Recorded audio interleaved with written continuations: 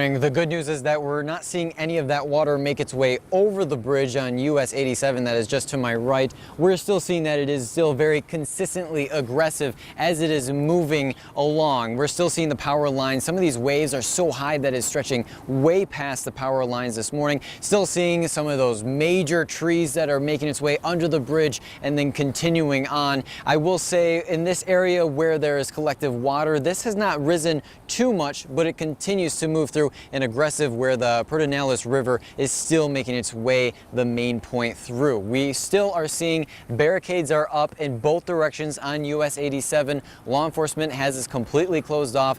Throughout the past half hour, we have been seeing roughly 4 rescue choppers that have been moving around in the area. We have been seeing earlier this morning, before the road was completely shut down, people were getting out of their cars and taking video, and then the sheriff office moved through, and then once they were all out of the way, that is when they completely closed this road down. So we're not seeing any traffic. The only people that we are seeing are crews and the sheriff's office, and also we're seeing other people that have been actually parking at the barricade of where the road is closed and then walking their way here. Some of the people that I've spoken with, because they were saying they wanted to see what it looks like, highly recommend not doing that. Avoid being near any river or creek with the storm. Within the past few minutes, it has been starting to rain more consistently, I'd say, as well. And obviously with the river, we have to worry about the flooding there of it moving through. It's so strong, but also just from the rain, even areas that are not touching the river, we're starting to see some flooding. And that was one of the main concerns of why they wanted to close this road off, is they didn't want a situation where it starts flooding on both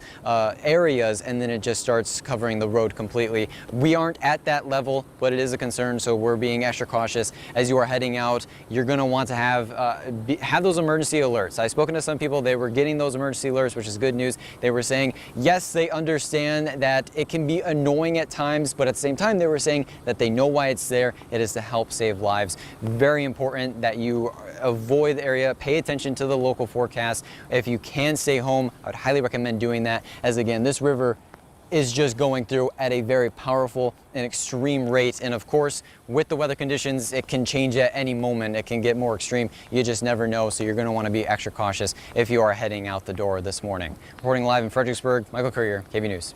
Michael, I don't know if you can answer this, but it's worth asking. The official behind you on the bridge in the yellow jacket, he was kind of like lowering something down. Was he lowering something to measure where the water was and if it reached the bottom of the bridge? Or I wonder what that measuring was for. Yes, I can't confirm exactly, but I do believe they may be part of the LCP.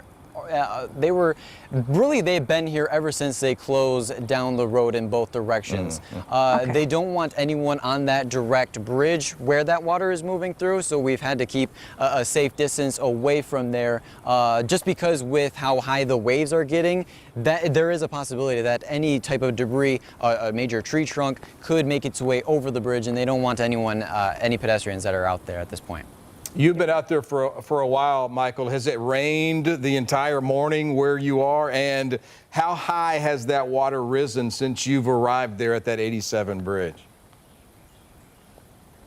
Yeah, Brian, I'd say from about the time that we arrived here into the Fredericksburg area, we were about east of Fredericksburg to start off, somewhat closer to Stonewall.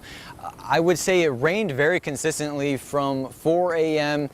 to really 8 a.m.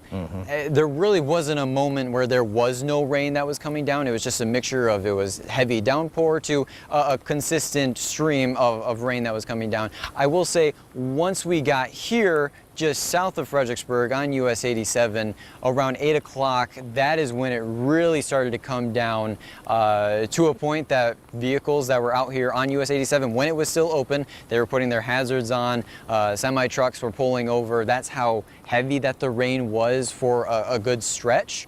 And then once we made our way on the other side of the bridge of US 87, we were standing there speaking with you, Brian, Yvonne, and then as each time that we were live speaking to you, we just started seeing that water rise and rise, and we just had to keep moving out of the way so that we are safe ourselves, because it's a scary situation with how fast that it has been moving.